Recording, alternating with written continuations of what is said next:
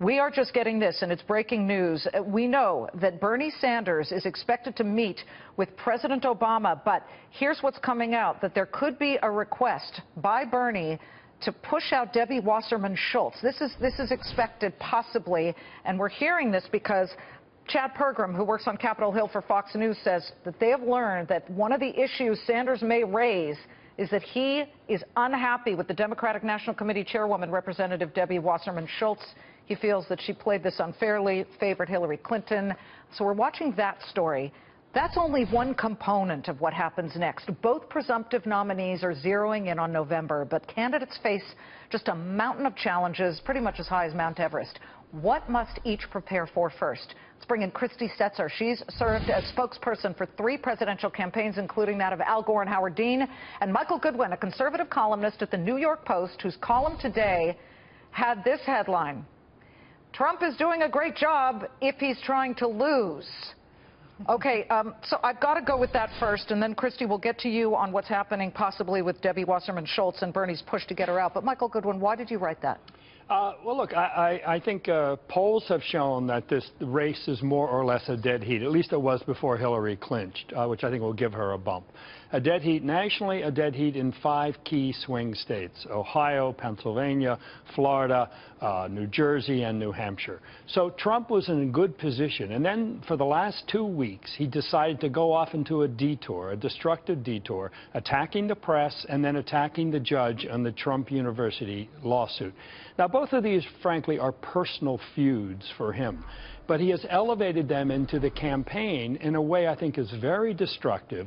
It is, as I say, most people don't care about these things. They are irrelevant to the lives of the Americans who are looking for a job, who are looking to believe again in the American dream. How does this help them? Even if he's right, it doesn't matter. It's a strategic mistake. I don't think he's a racist or anything like that. I just think it was a dumb decision. So you're saying he needs to focus on the real issues if he looks forward to November. Christy, what does Hillary Clinton need to do, knowing that she still hasn't eliminated Bernie in a way? He's still out there. He's still agitating a bit.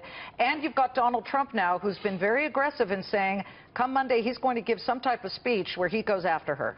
And Bill Clinton. Well, right.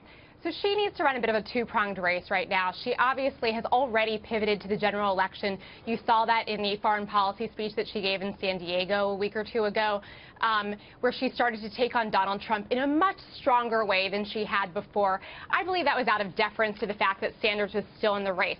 On the other hand, though, she still needs to give that deference to Sanders and his campaign and the movement that he's built, because she sees that he has one job still remaining to do here, which is to bring his followers into her camp.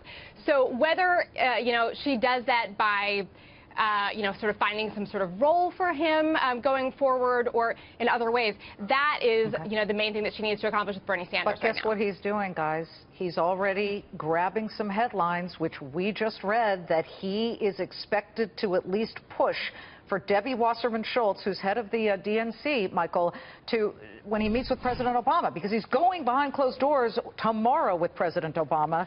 And now we're talking about that. And not Hillary's plan. Right.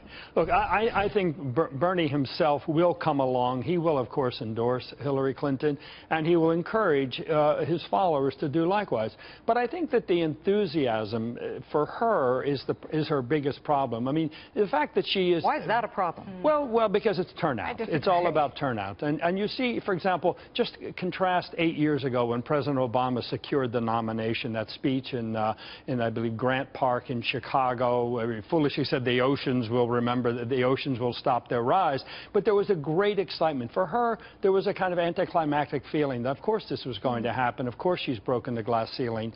But what are you going to do next? So I just think there's the lack of enthusiasm, 30% lower turnout in California for her this time over 8 years ago. She has a lot of fences to build. Christy, your response?